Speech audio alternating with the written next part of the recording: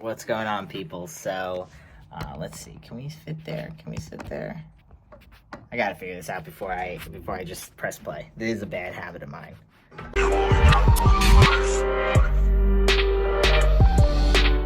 All right. Okay. So it is 4:47, February 6th.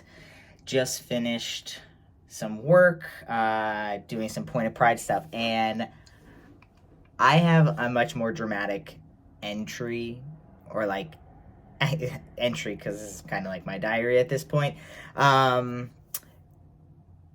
have a dramatic entry and like more heartfelt things to say, but I'm going to start the video because I just looked at 1, 2, 3, 4, 5. I just looked at 5 different TikTok accounts for people that we are thinking about collaborating with for Point of Pride and our Mercury Stardust work. I am so old, and for every TikTok video I watch, I feel older than I did the video before that. I don't know who any of these people are, and they're very, very famous, very popular people. They're very popular people. I don't know any of them. I watch their content and I'm like, I don't fully get it, but I don't need to get it. I'm like in my mid-30s, dad with a kid. Like, I am not the audience, and I get it. And also, you know, do your thing. Like, I'm all for people, you know, doing their thing. I want you to do your thing.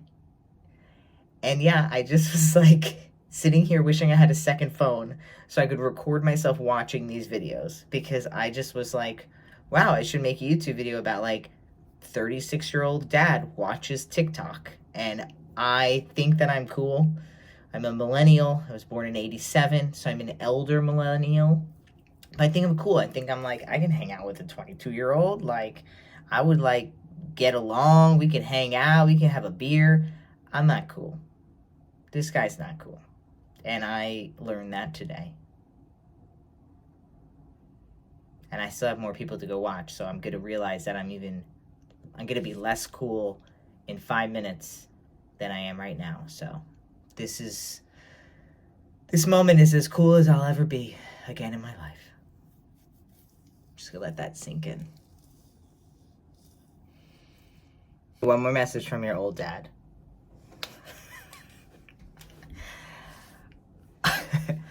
I feel like the older generation has no idea what is coming. Because I'm watching these youngins, and they're on another level. I mean, I like it. I'm here for it. Like, I'm like, hey, get it, okay? But I feel like they don't even know. I feel like if I showed some people the TikToks I just watched, they would be like, these kids have lost it. The world's going to shit, you know? But I have a lot of faith. I have so much faith in the younger generation.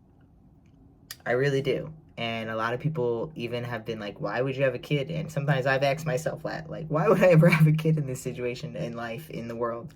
But I really feel like the younger generation has pushed boundaries so far that things have somewhat become, like, possible again. And I have no idea what it was like before, you know. Lots of things that the wheel was invented, or electricity. But I don't know, I feel like the kids are gonna fuck shit up in the best way possible. So as old as I feel after watching those videos, I also feel really rejuvenated, and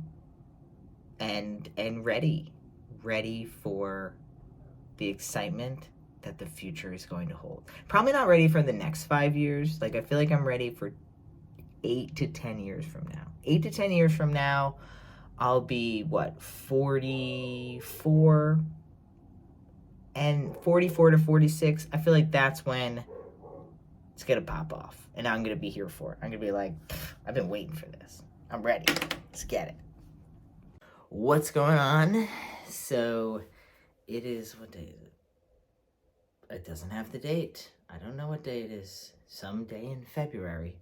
So I want to talk about balding as a trans guy. And this is probably balding as every guy, since something like 60% of all men lose their hair by the age of like 40.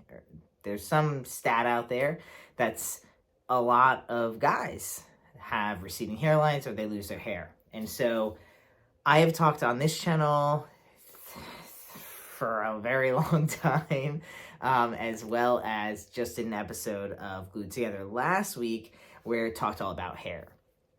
And I have had an interesting journey with my hair, especially since I've always considered my hair as like my thing.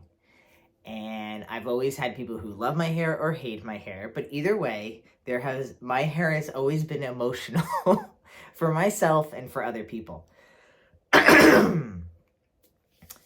It's so emotional for me that in 2021, the summer of 2021, right before my birthday, I shaved my head. I have been trying to find a video because I know I took video of me shaving my head, and it was a very emotional time for me.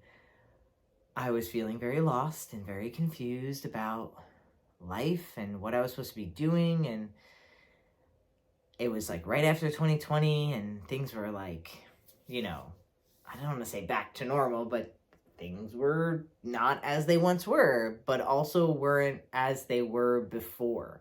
And I was just so tired of looking at my hairline and like noticing how my hair was thinning that I shaved my head. I will put some pictures up. And I hated it. So, and I also didn't tell anyone about it. So I didn't post it on Instagram. I didn't make a video about it. I wore a hat and everything oddly enough, I wore a hat and everything I did. And I didn't even tell my close friends about it. I only told Jane Lee and one other friend, my friend Mike. At the time, I only told my friend Mike. And I just kept it to myself for over a month. There was a whole month where every picture I took and posted on Instagram, every video I posted on TikTok, every story, I had a hat on. No one knew that I had shaved my head rather.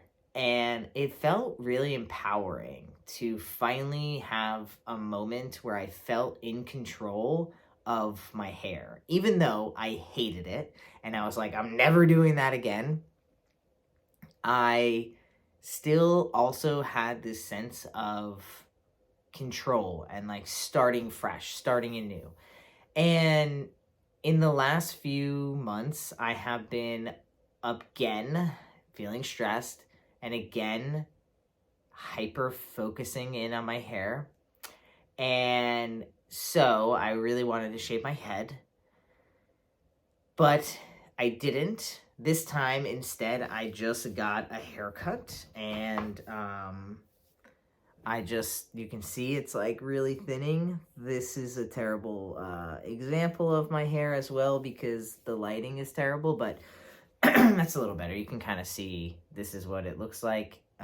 When the light's on it, you can really see right through it, but my hair's thinning, and again, like, this makes it look a lot more dramatic.